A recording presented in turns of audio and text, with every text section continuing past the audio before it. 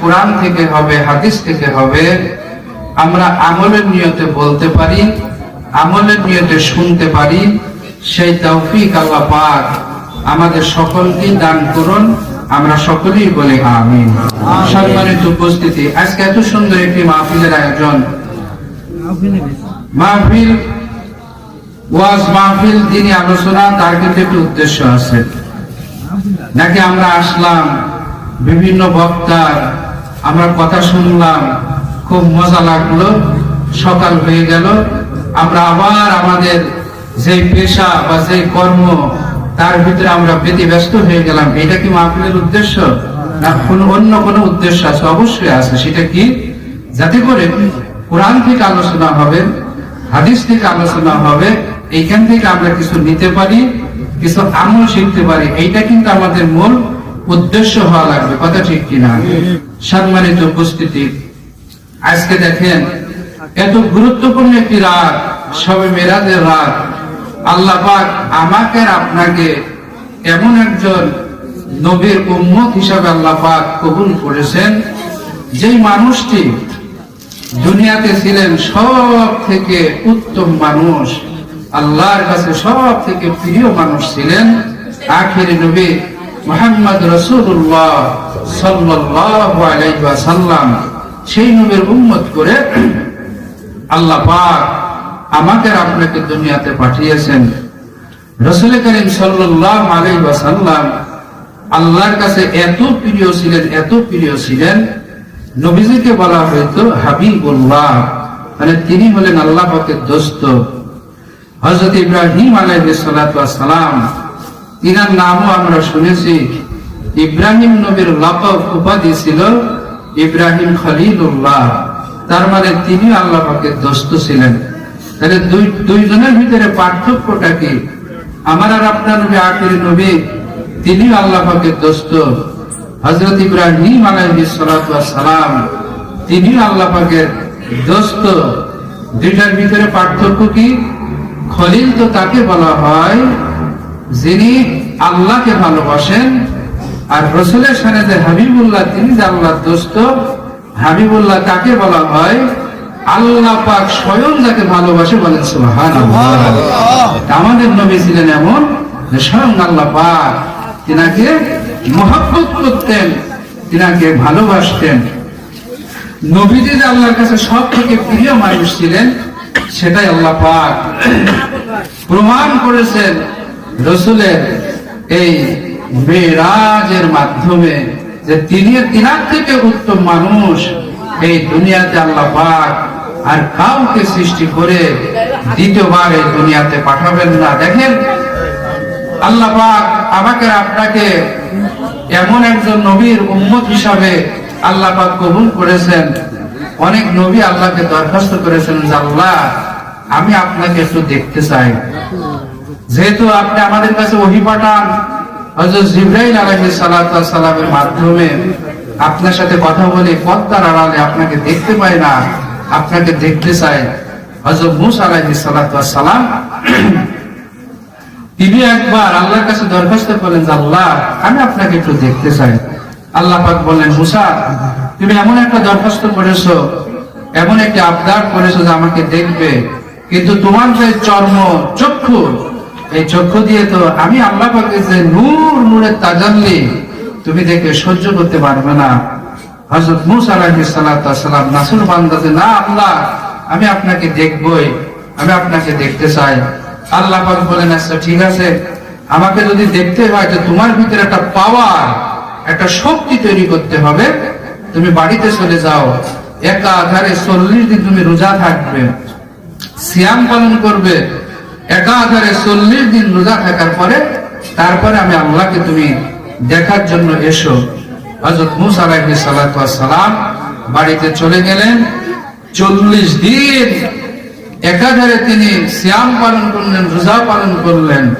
40 দিন পরে তুর পাহাড়ে গেলেন, গিয়ে বলতেছেন যে আল্লাহ, আমি 40 দিন রোজা রেখেছি, এখন আপনি আমার সামনে আসেন, আপনার দর্শন, আপনার দিদার, আপনার সুরতটা আমি একটু দেখতে চাই। ভাইরা, তাফসীরে কিতাবের ভিতরে আসছে আল্লাহ রাব্বুল আলামিন হযরত মূসা আলাইহিস সালাতু ওয়াস সালামের দরখাস্ত আল্লাহ পাক কবুল করলেন। আল্লাহ বললেন, মূসা এবার তুমি অপেক্ষা করো, আমি আল্লাহ আসতেছি। তাফসীরের কিতাবের ভিতরে আসছে, আল্লাহ রাব্বুল আলামিন হযরত মূসা নবীর সাথে দেখা দিলেন। আল্লাহ পাক যে দেখা দিলেন, আল্লাহ আর হযরত মূসা আলাইহিস সালাতু ওয়াস সালামের মাঝখানে 70,000 নূরের পর্দা ছিল। 70,000 নূরের পর্দার আড়ালে আল্লাহ রাব্বুল আলামিন কিঞ্চিত পরিমাণ দেখা দিয়েছেন। আল্লাহ পাকের নূর কিঞ্চিত পরিমাণ আল্লাহ পাক জাহির করেছেন। হযরত মূসা নবী আর আল্লাহর মাঝখানে 70,000 পর্দা। আল্লাহ পাক যখন দেখা দিলেন, হযরত মূসা আলাইহিস সালাতু ওয়াস সালাম আল্লাহ পাকের নূর দেখে তিনি সহ্য করতে পারলেন না।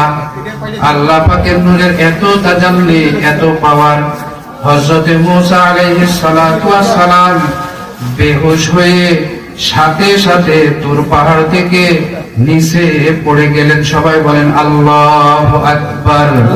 এটা ছিল আল্লাহ পাকের নূরের তাজাল্লি, মূসা নবী সহ্য করতে পারে নাই। আমার বলার বিষয় হচ্ছে, ভাইরা ও মা বোনেরা, একটু লক্ষ্য করে শুনি।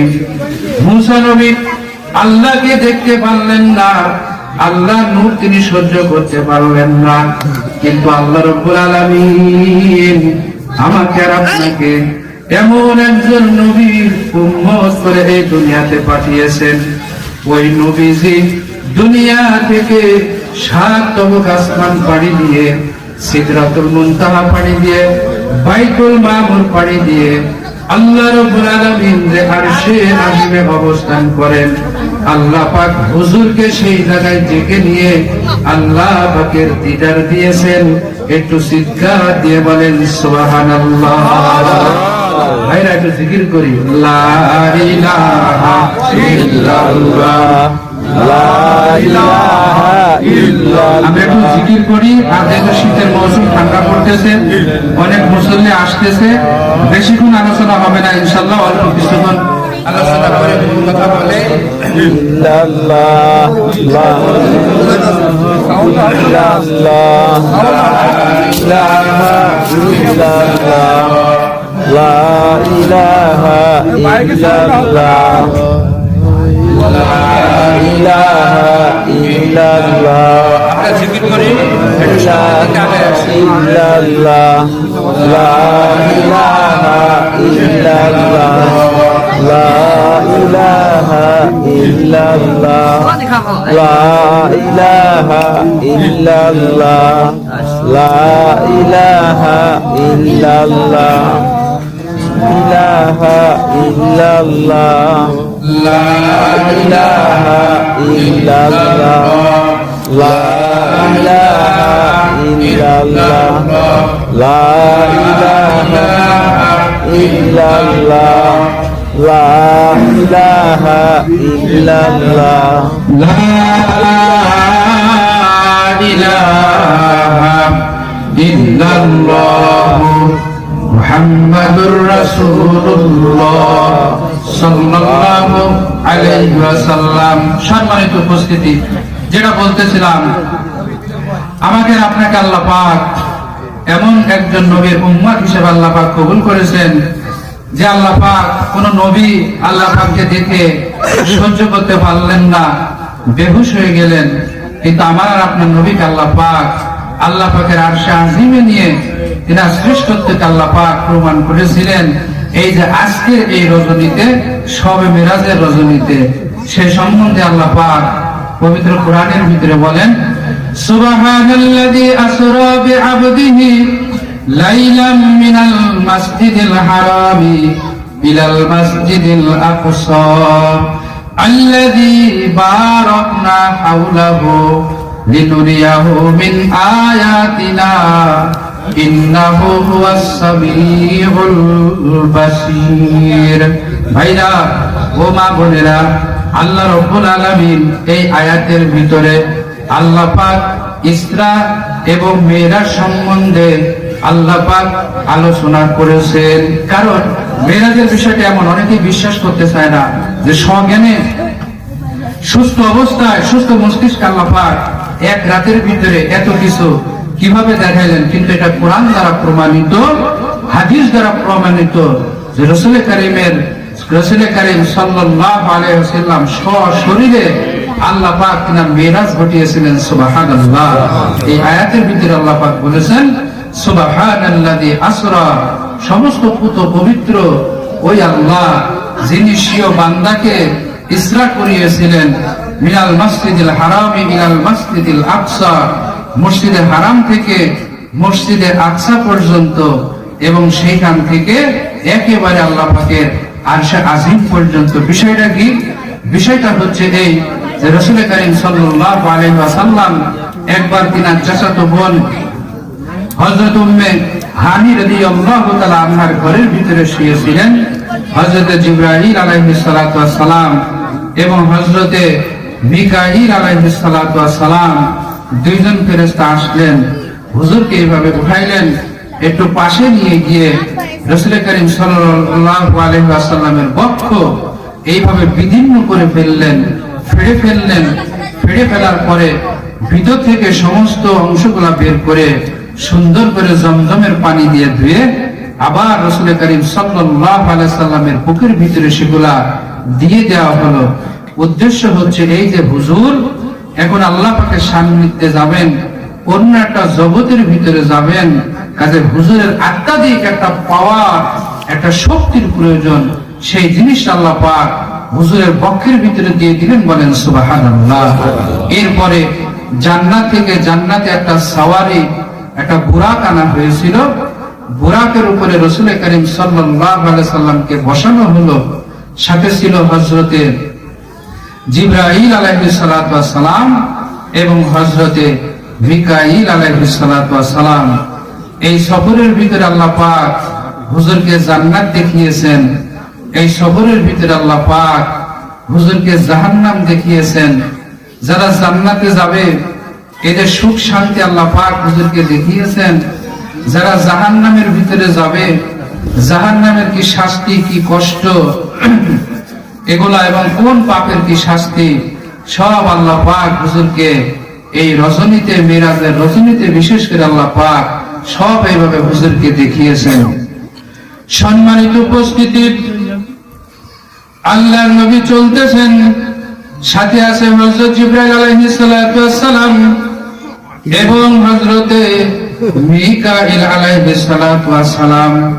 তিনারা চলতেছেন। চলতে চলতে আল্লাহ রাব্বুল আলামিন হুজুরকে এই রজনীতে জাহান্নাম দেখাইলেন। জাহান্নামের ভিতরে কোন পাপের কারণে কোন শাস্তি হবে আল্লাহ পাক হুজুরকে সব দেখিয়েছেন। ভাইরা ও মা বোনেরা, একটু মনোযোগ সহকারে শুনি। ঘটনা শুধু শুনলেই হবে না, এইখান থেকে আমাদেরকে শিক্ষা নিতে হবে। এই মাহফিল থেকে, এই রজনী থেকে আমাদেরকে শিক্ষা নিতে হবে যে আল্লাহ পাক হুজুরকে সব দেখিয়েছেন, কাজে এই কাজগুলা আর করা যাবে না। হুজুর চলতেছেন, চলতে চলতে হুজুর এক পর্যায়ে দেখতে পেলেন জাহান্নামের ভিতরে কিছু মানুষ। ওই মানুষগুলার হাতের ভিতরে যে নখগুলা আছে, এই নখগুলা হলো তামা দিয়ে তৈরি, আর নখগুলা অনেক বড় বড়। যার যার নখ দিয়ে নিজের চেহারার গোস্তগুলা আশ্রিয়ে আশ্রিয়ে এইভাবে ফেলতেছে। আল্লাহর নবী আশ্চর্য হয়ে গেলেন। হযরত জিবরাইলকে জিজ্ঞাসা করলেন, জিবরাইল, এরা আবার কারা? এদের এই শাস্তি কেমন? তখন জিবরাইল বললেন, হুজুর, এরা হলো আপনার উম্মতের ওই সমস্ত গুনাহগার বান্দা বান্দি যারা দুনিয়াতে একে অপরের দোষ খুঁজে বেড়াইতো, যারা দুনিয়াতে একে অপরের গীবত শিকায়ত করে বেড়াইতো। আল্লাহ পাক এই গীবত করার কারণে, শিকায়েত করার কারণে জাহান্নামের ভিতরে এই শাস্তির ব্যবস্থা আল্লাহ পাক করে দিয়েছেন। বলেন নাউযুবিল্লাহ। এই জন্য আল্লাহ পাক কোরআনের ভিতরে বলেছেন, ওয়ালা তাজাসসু ওয়ালা ইয়াগতাব বা'দুকুম বা'দা আইয়ুহিব্বু আহাদুকুম আন ইয়াকুলা লাহমা আখিহি মাইতান ফাকারিহতুমুহু। আল্লাহ পাক বলেন, ওয়ালা তাজাসসু, ও দুনিয়ার মানুষ তোমরা একে অপরের দোষ তালাশ করে বেরিও না। ওয়ালা ইয়াগতাব বা'দুকুম বা'দা, ও দুনিয়ার মানুষ তোমরা একে অপরের গীবত শিকায়াত করো না। আইয়ুহিব্বু আহাদুকুম আইয়াকুলা লাহমা আখিহি মাইতান ফাকারিহতুমুহু, তোমাদের মধ্যে এমন কি কেউ আছো যে তুমি তোমার আপন ভাইয়ের মৃত আপন ভাইয়ের গোশত তুমি ভক্ষণ করবে? তার মানে আল্লাহ পাক বুঝিয়েছেন, কেউ যদি কারো গীবত করে, কারো শিকায়েত করে, মৃত আপন ভাইয়ের গোশত খেলে যেই গুনাহ হয়, গীবত শিকায়েত করলে আল্লাহ পাক ওই বান্দা বান্দির আমলনামার ভিতরে ওই গুনাহগুলা আল্লাহ পাক ছাপাই দেন। বলেন নাউযুবিল্লাহ। এখন এই দোষ আমাদের ভিতরে আছে কি নাই? বিশেষ করে মা বোনেরা আপনারা শুনতেছেন, অনেক সময় দেখা যায় তাদের ভিতরে এই দোষগুলা খুব বেশি পাওয়া যায়। অতএব এই রজনী থেকে আমাদেরকে শিক্ষা নিতে হবে। গীবতের ভয়াবহতা কি জানেন? অপরের দোষ তালাশ করা, অপরের দোষ অন্বেষণ করা, একে অপরের গীবত শিকায়েত করা। আমি যার দোষ নিয়ে আলোচনা করব, যার গীবত শিকায়েত আমি করব, তার সমস্ত গুনাহগুলো আল্লাহ পাক আমার আমলনামার ভিতরে দিয়ে দিবেন। আর আমি যে গীবত করতেছি, আমি যে মানুষের শিকায়েত করতেছি, মানুষের দোষ অন্বেষণ করতেছি, আমার সমস্ত নেক আমলগুলা আল্লাহ পাক তার আমলনামার ভিতরে এইভাবে দিয়ে দিবে। এই জন্য ইমাম আবু হানিফা রাহমাতুল্লাহি আলাইহি বলতেন, গীবত আল্লাহ পাক নিষেধ করেছেন, কারো গীবত করা যাবে না, কারো শিকায়েত করা যাবে না। আর গীবত যদি করতেই হয়, আমার মনে চাই আমি যেন আমার মায়ের গীবত করি, কারণ আমি মাকে অনেক ভালোবাসি। গীবত যদি করতে হয়, আমি যেন মায়ের এইভাবে গীবত শিকায়েত করি, তাহলে আমার মার সমস্ত গুনাহগুলা আমার আমলনামার ভিতরে চলে আসবে, আর আমার নেকিগুলা সব আমার মায়ের আমলনামার ভিতরে চলে যাবে। উনার বলার উদ্দেশ্য হচ্ছে এই, কারো গীবত শিকায়েত করলে আল্লাহ পাক তার নেকগুলা তার আমলনামার ভিতরে দিয়ে দেন, আর তার গুনাহগুলা এই ব্যক্তির আমলনামার ভিতরে আল্লাহ পাক এইভাবে দিয়ে দেন। এই জন্য আল্লাহ পাক বলতেছেন, ওয়ালা তাজাসসু ওয়ালা ইয়াগতাব বা'দুকুম বা'দা আইয়ুহিব্বু আহাদুকুম আইয়াকুলা লাহমা আখিহি মাইতান ফাকারিহতুমুহু, ও দুনিয়ার মানুষ ওয়ালা তাজাসসু, তোমরা একে অপরের দোষ তালাশ করো না। ওয়ালা ইয়াগতাব বা'দুকুম বা'দা, আর একে অপরের তোমরা গীবত শিকায়েত করো না। যদি আমরা গীবত শিকায়েত করি, জাহান্নামের ভিতরে আল্লাহ রব্বুল আলামিন আমাদের নখগুলা করে দেবে তামাক তৈরি, বড় বড় নখ হয়ে যাবে। আর জাহান্নামের ভিতরে যার যার চোয়ালের, যার যার গালের চেহারার গোশতগুলা আশ্রিয়ে আশ্রিয়ে জাহান্নামের আগুনের ভিতরে ফেলবে। হুজুর আফসোস করতে লাগলেন, গীবত শিকায়েতের এত ভয়াবহতা, এত বড় শাস্তি। জিবরাইল বললেন, হুজুর এবার আপনি সামনে চলেন।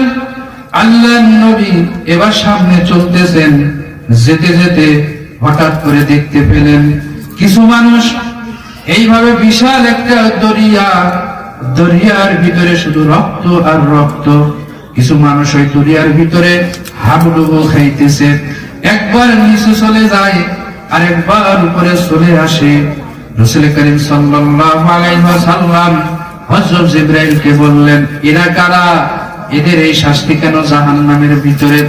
হযরত জিবরাইল বললেন, ওগো আল্লাহর নবী, এরা হলো আপনার উম্মতের ওই সমস্ত গুনাহগার বান্দা বান্দি যারা দুনিয়াতে থাকা অবস্থায় সুদী কারবার করত, সুদী লেনদেন করত। এই সুদী কারবার করার কারণে আল্লাহ পাক তাদেরকে জাহান্নামের ভিতরে এই শাস্তির ব্যবস্থা আল্লাহ পাক এইভাবে করে দিয়েছেন। বলেন নাউযুবিল্লাহ। এই জন্য ভাইরা ও মা বোনেরা, এই বদ অভ্যাস যদি আমাদের ভিতরে থাকে, এই মাহফিল থেকে, এই শবে বরাতের মতো পবিত্র রজনী থেকে আমাদেরকে শিক্ষা নিতে হবে। এই গর্হিত কাজ, আল্লাহ দ্রোহী কাজ, কুরআন বিরোধী কাজ, এই সুদী কারবারি আমরা আর করব না। সবাই বলেন আমিন। আল্লাহ আমিন। এই গুনাহ থেকে বাঁচার তৌফিক আল্লাহ পাক আমাদেরকে দান করেন। সবাই বলেন আমিন। আমিন। হুজুর চলতেছে, হযরত জিবরাইল বললেন হুজুর আপনি সামনে চলেন। হুজুর এবার পথ চলতেছে ভাইরা জাহান্নামের ভিতরে। এই যে আজকের রজনীতে যেতে যেতে হুজুর হঠাৎ করে দেখতে পেলেন বিশাল একটা চুলার মতো দেখা যায়, তন্দুর রুটি বানায়। বিভিন্ন হোটেলের ভিতরে আমরা দেখতে পাই বিশাল চুলা। ওই চুলার ভিতরে দাউ দাউ করে জাহান্নামের আগুন জ্বলতেছে, আর কিছু পুরুষ কিছু নারী তারা ওই চুলার ভিতরে জ্বলতেছে। একবার নিচে চলে যায় আর একবার এইভাবে উপরে চলে আসে। হুজুর বললেন ওগো জিবরাইল, এরা আবার কারা? জাহান্নামের ভিতরে এদের এই শাস্তি কেন? হযরত জিবরাইল বললেন ইয়া রাসূলুল্লাহ, এরা হলেন আপনার ওই সমস্ত গুনাহগার, আপনার উম্মতের ওই সমস্ত গুনাহগার বান্দা বান্দি যারা দুনিয়াতে থাকা অবস্থায় জিনা ব্যভিচারে লিপ্ত ছিল। আল্লাহ পাক তাদেরকে জাহান্নামের ভিতরে এই শাস্তির ব্যবস্থা আল্লাহ পাক করে দিয়েছেন। বলেন নাউযুবিল্লাহ। হুজুর আফসোস করতে লাগলেন, আবার সামনে চলতেছে। জিবরাইল বললেন হুজুর আপনি আরো সামনে চলেন। হুজুর সামনে চলতেছে, চলতে চলতে দেখতে পেলেন কিছু মানুষ তাদের জিহ্বাগুলা অনেক বড় বড় হয়ে গেছে। জাহান্নামের আগুন দিয়ে তৈরি একটা কেসি তৈরি করা হয়েছে, ওই কেসি দিয়ে তাদের জিহ্বাগুলা কাটা হইতেছে। আল্লাহর নবী আশ্চর্য হয়ে গেলেন, জিবরাইলকে বলতেছেন ও জিবরাইল, এরা আবার কারা? এদের এই শাস্তি কেন? আল্লাহর নবীকে বলা হইল। জিবরাইল বললেন ওগো আল্লাহর নবী, এরা হলো আপনার উম্মতের ওই সমস্ত বান্দা বান্দি যারা দুনিয়াতে থাকা অবস্থায় একে অপরকে ভালো উপদেশ দিত, কিন্তু নিজে সেই আমলটা করত না। এমনও মানুষ কিন্তু দুনিয়া আছে, কথা ঠিক না? অপরকে ভালো কথা বলে, হ্যাঁ উপদেশ দেয়, কিন্তু সেই দোষ সেই বদভ্যাস তার নিজের ভিতরে আছে। এই জন্য আল্লাহ পাক বলেছেন ইয়া আইয়ুহাল্লাযীনা আমানু লিমা তাকুলুনা মা লা তাফআলুন। হে দুনিয়ার ঈমানদার বান্দা বান্দিরা, লিমা তাকুলুনা মা লা তাফআলুন, যেই কাজটা তুমি নিজে করো না সেই কাজের উপদেশ কেন তুমি অপরকে দাও? এই জন্য ভাইরা আমাদেরকে নামাজি হতে হবে, আমাদেরকে ভালো হতে হবে, আর অপরকে ভালো কথার দাওয়াত দিতে হবে, কথা ঠিক কিনা? এই কাজ যদি আমরা না করি, কাল কিয়ামতের দিন জাহান্নামের ভিতরে আমাদের জিহ্বাগুলা বড় করে দেওয়া হবে, আর জাহান্নামের তৈরি কেসি দিয়ে, জাহান্নামের আগুন দিয়ে তৈরি কেসি দিয়ে আমাদের জিহ্বাগুলা এইভাবে কাটা হবে। হুজুর বড় আফসোস করতে লাগলেন। হযরত জিবরাইল আলাইহিস সালাতু ওয়াস সালাম বললেন হুজুর চলেন, আল্লাহর কাছে যেতে হবে। হুজুর চলতেছেন, চলতে চলতে ওই যে ফিলিস্তিনে জেরুজালেমে মুসলমানদের সাবেক কিবলা বাইতুল আকসা, বাইতুল মুকাদ্দিস, রাসূল করিম সাল্লাল্লাহু আলাইহি ওয়াসাল্লাম হযরত জিবরাইলের সাথে বুরাকে সাওয়ার হয়ে বাইতুল আকসায় পৌঁছে গেলেন। বলেন সুবহানাল্লাহ। বাইতুল আকসায় রাসূল করিম সাল্লাল্লাহু আলাইহি ওয়াসাল্লাম এই রজনীতে, সবে মেরাজের রজনীতে বাইতুল আকসায় পৌঁছে গেলেন। পৌঁছানোর পরে হযরত জিবরাইল বললেন ইয়া রাসূলুল্লাহ, এবার আপনি বাইতুল আকসার ভিতরে ঢোকেন। রাসূল করিম সাল্লাল্লাহু আলাইহি ওয়াসাল্লাম বাইতুল আকসার ভিতরে ঢুকলেন। হযরত জিবরাইল আলাইহিস সালাতু ওয়াস সালাম নিজে আযান দিলেন এবং হুজুরকে বললেন হুজুর এবার আপনি সামনে যান, কারণ আপনাকে ইমামতি করতে হবে। আর ওই মসজিদের ভিতরে যত মুসল্লি হয়েছে, আল্লাহ রাব্বুল আলামিন দুনিয়াতে যত নবী রাসূল পাঠাইছিলেন, সবাইকে আল্লাহ পাক আধ্যাত্মিকভাবে অলৌকিকভাবে ওই মসজিদ আকসার ভিতরে আল্লাহ পাক হাজির করে দিয়েছিলেন। বলেন সুবহানাল্লাহ। কেউ আজকে ইমামতি করতে পারবে না, ইমামতি করবে আল্লাহ পাকের সব থেকে প্রিয় মানুষ জনাবে মুহাম্মদ রাসূলুল্লাহ সাল্লাল্লাহু আলাইহি ওয়াসাল্লাম। এই জন্য আমাদের নবীকে বলা হয় ইমামুল মুরসালিন, আমাদের নবী এমন একজন নবী, তিনি ছিলেন সমস্ত রাসূলদের ইমাম। আমার আপনার নবী এমন একজন নবী, তিনি ছিলেন সমস্ত নবীদের ইমাম। বলেন সুবহানাল্লাহ। কে ইমামতি করতে পারবে না? আজকে নবী ইমামতি করবেন। রাসূল কারীম সাল্লাল্লাহু আলাইহি ওয়াসাল্লাম ওই ইমামতের মুসাল্লায় জায়নামাজে দাঁড়িয়ে গেলেন। আল্লাহর নবী ইমামতি করলেন। নামাজ শেষ করার পরে বিশেষ বিশেষ নবীর সাথে আল্লাহ পাক এইভাবে, আল্লাহ পাকের নবী এইভাবে সৌজন্যে সাক্ষাৎ করলেন, বিভিন্ন কথা বললেন।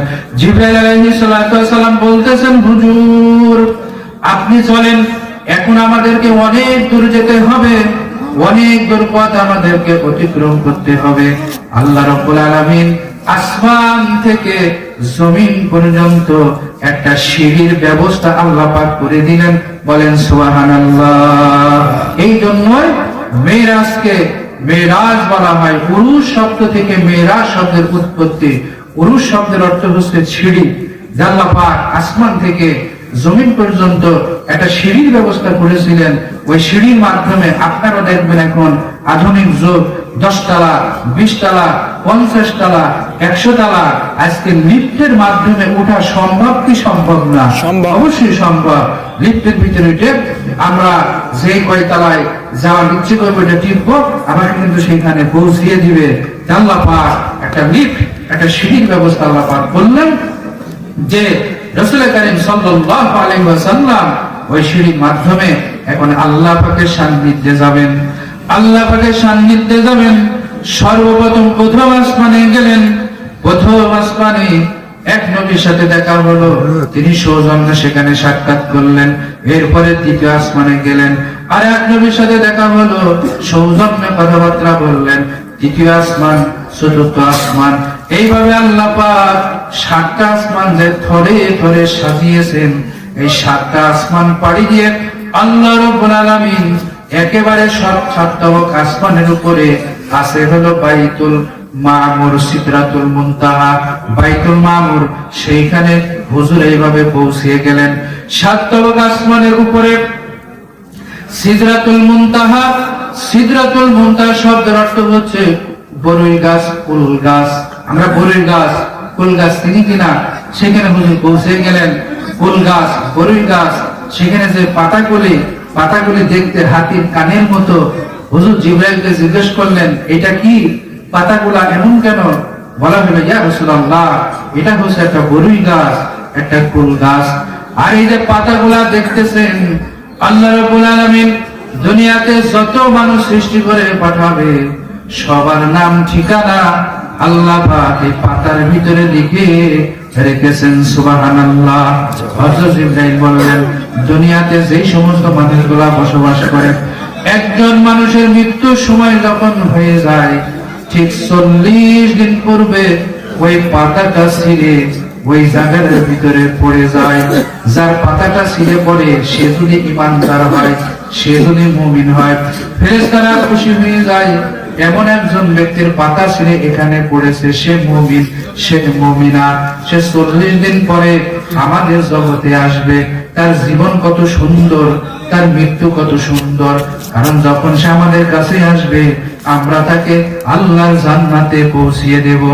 পক্ষান্তরে এমন কোন বান্দা বান্দির পাতা যদি ছিঁড়ে পড়ে, যার সম্পর্ক আল্লাহর সাথে নাই, যার সম্পর্ক মসজিদের সাথে নাই, যার সম্পর্ক ইসলামের সাথে নাই, যার সম্পর্ক কোরআনের সাথে নাই, এক কথায় যে আল্লাহর হুকুম আহকাম পালন করে না, এমন একজন ব্যক্তির পাতা যদি সেইখানে ছিঁড়ে পড়ে, ফেরেশতারা বড় আফসোস করতে থাকে, হায়রে 40 দিন পরে এই ব্যক্তিটা আমাদের কাছে আসবে।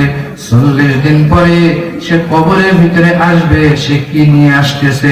তার তো ঈমান নাই, তার তো আমল নাই। পরকালে কবরের ভিতরে জাহান্নাম ছাড়া তার তো কোনো উপায় নাই।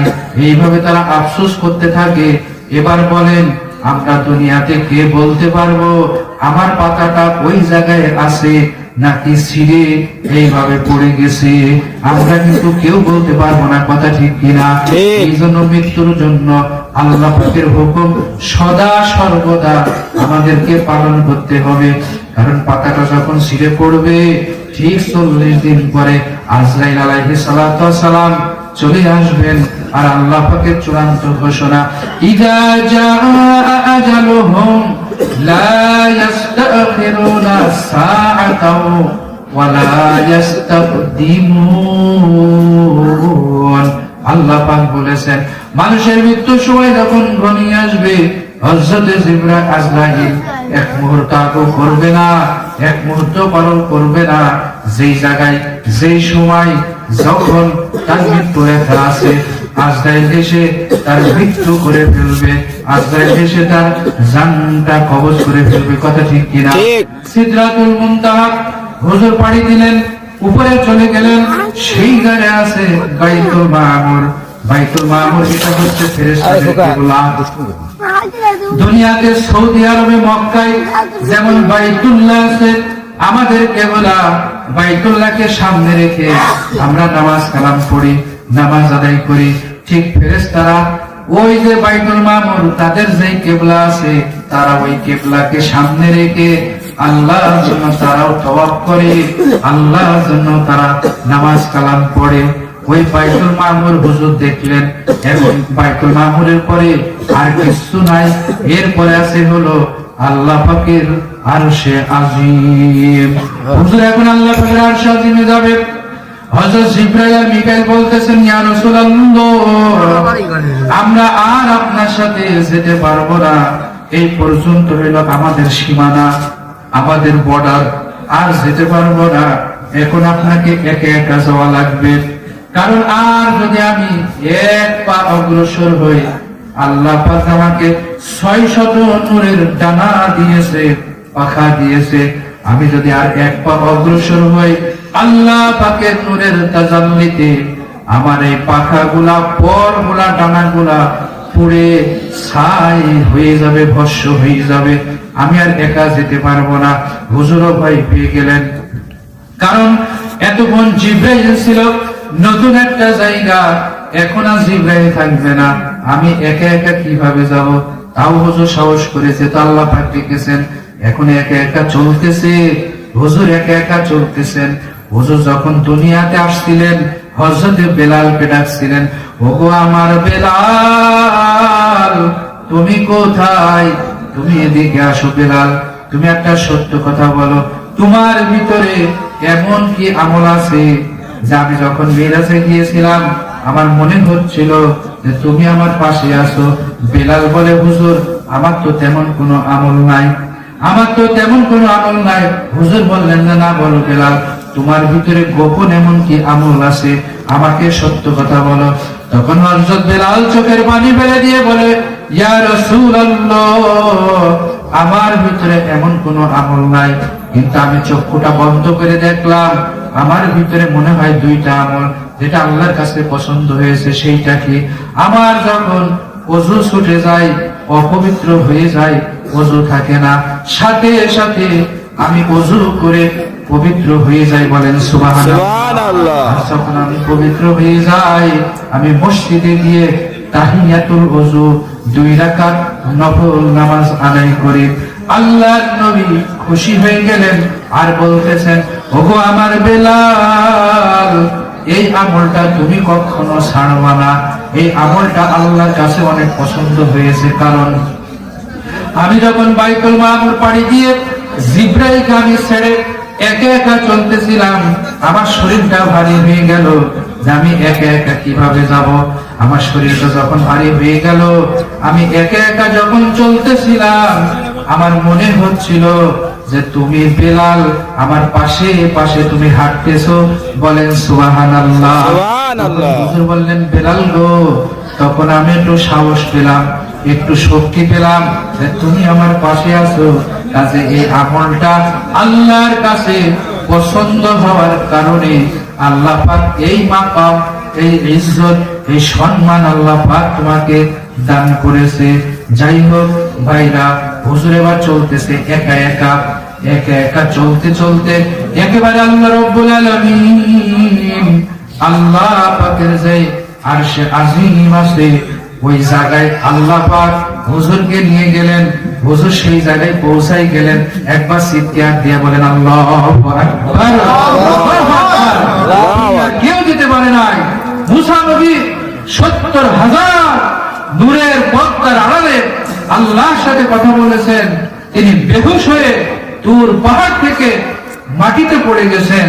আর আমার আর আপনার নবীকে আল্লাহ পাক এত কিছু পাড়ি দিয়ে, জান্নাত দেখিয়ে, জাহান্নাম দেখিয়ে, সিদরাতুল মুনতাহা পাড়ি দিয়ে, বাইতুল মামুর পাড়ি দিয়ে একা একা এই রজনীতে, শবে মেরাজের রজনীতে, এই গভীর রজনীতে আল্লাহ পাকে দিদার দেওয়ার জন্য আল্লাহ পাকে সান্নিধ্যে নিয়েছিলেন।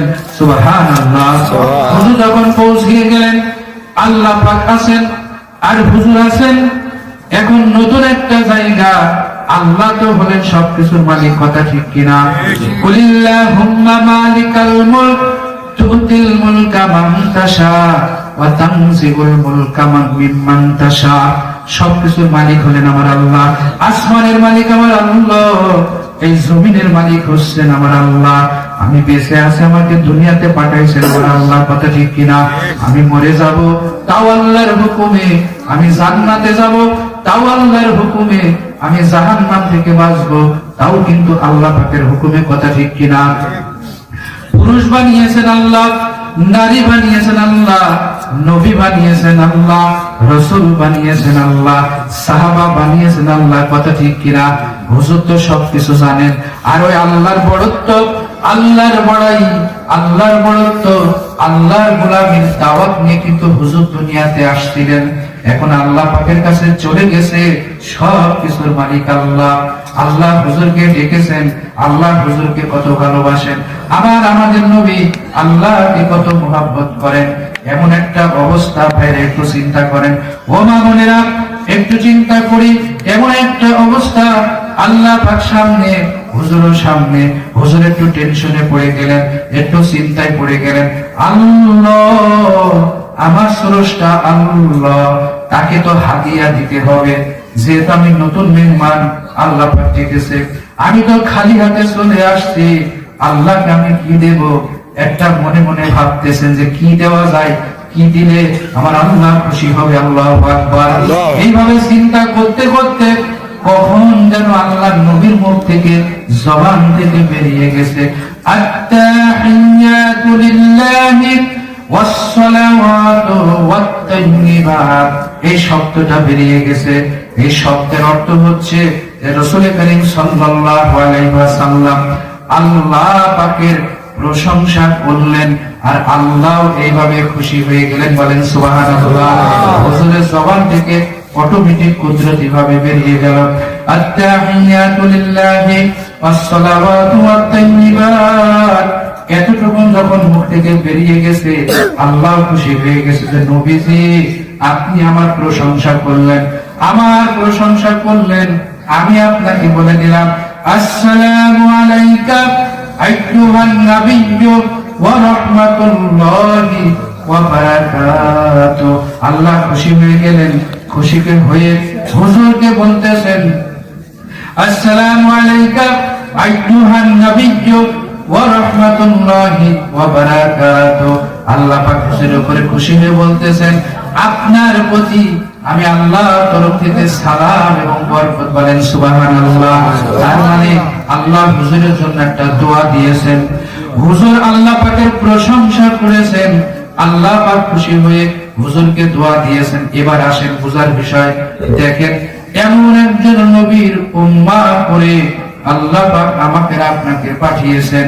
যখন আল্লাহ পাক হুজুরকে দোয়া দিলেন, হুজুর চিন্তা করলেন আল্লাহ পাক এত সুন্দর একটা দোয়া দিয়েছেন।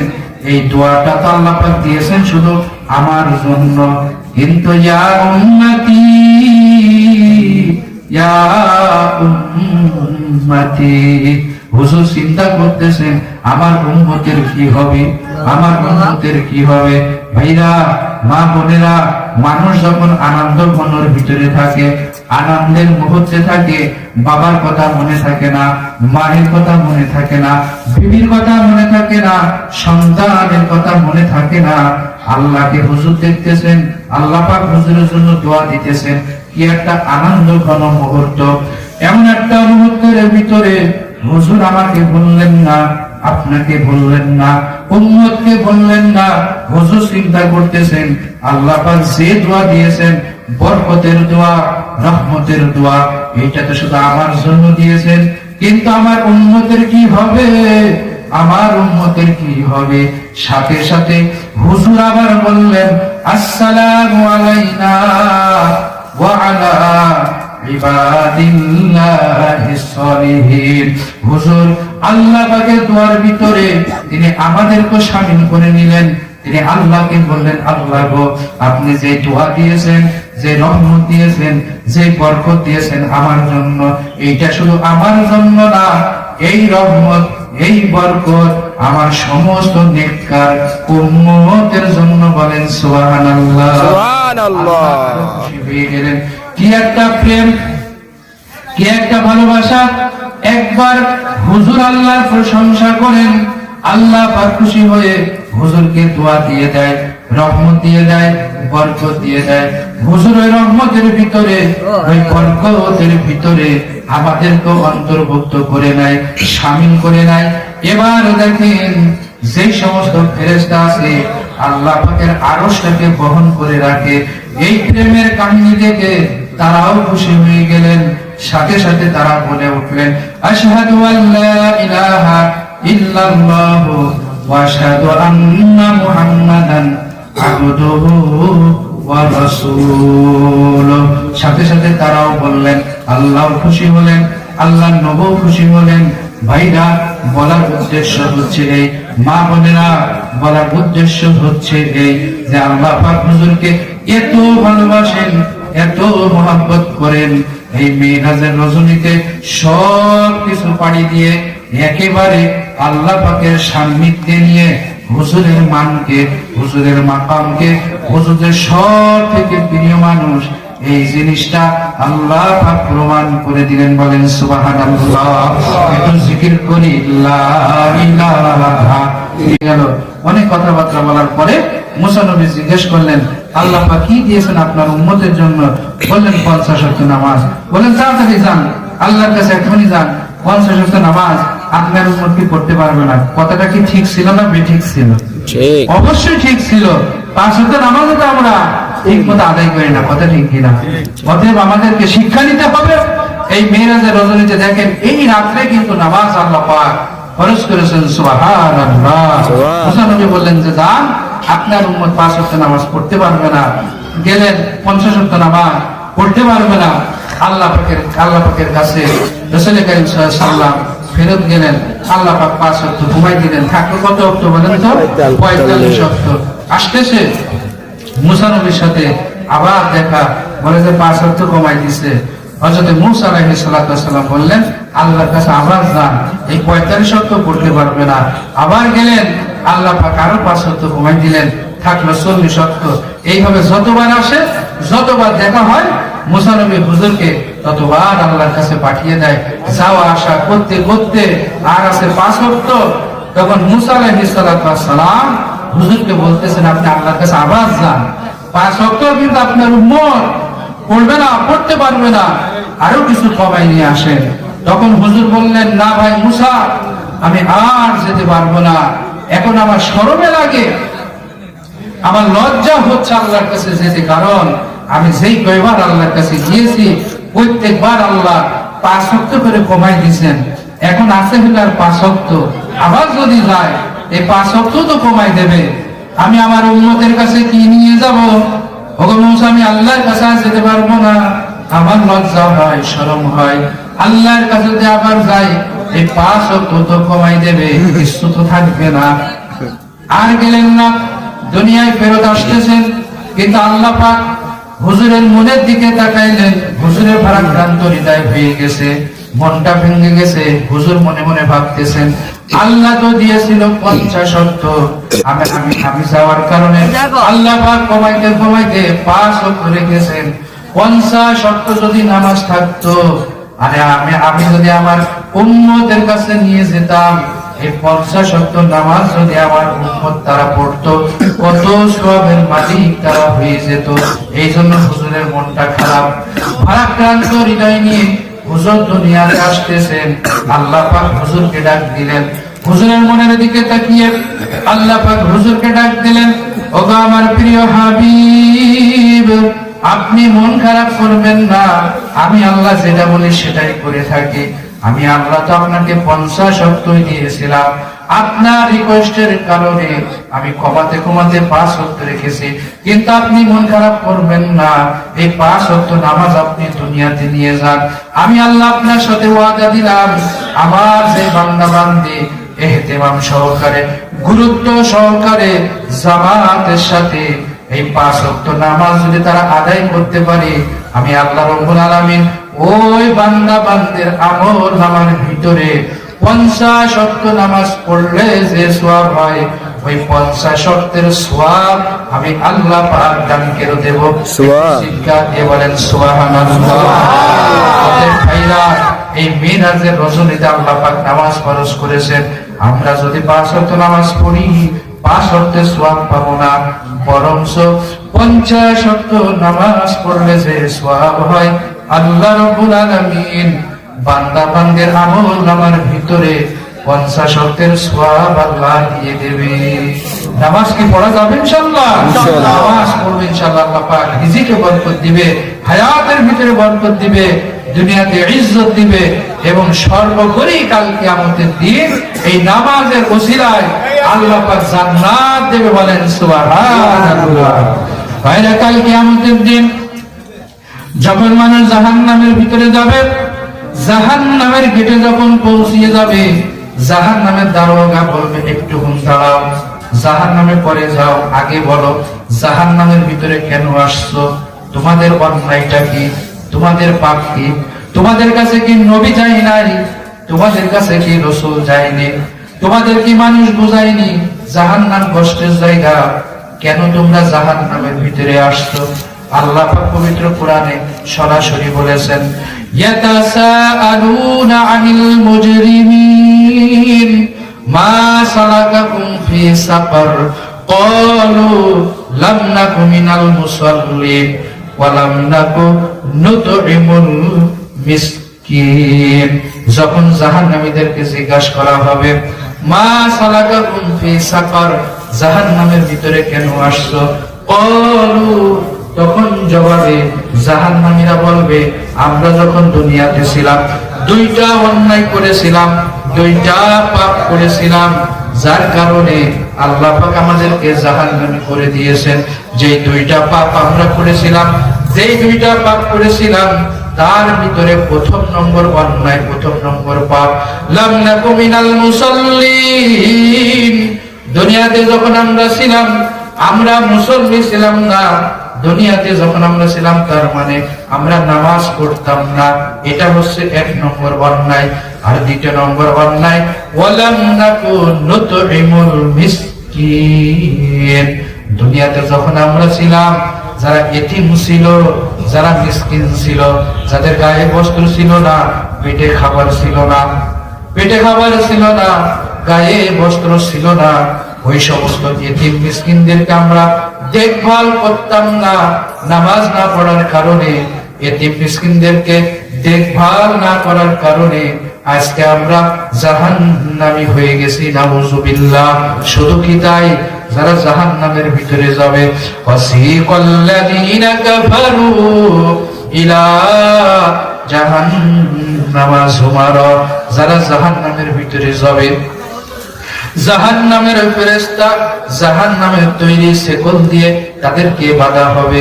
একটা রাখাল যখন মাঠের ভিতরে ছাগলগুলা সরাইতে নিয়ে যায়, যেমন দলবদ্ধ ভাবে পিটাইতে পিটাইতে নিয়ে যায়, যারা জাহান্নামের ভিতরে যাবে, ওয়াসিকাল্লাযীনা কাফারু ইলা জাহান্নামা যুমারা, ছাগলের মতো তাদেরকে জাহান্নামের আগুনের তৈরি শেকল দিয়ে বাঁধা হবে।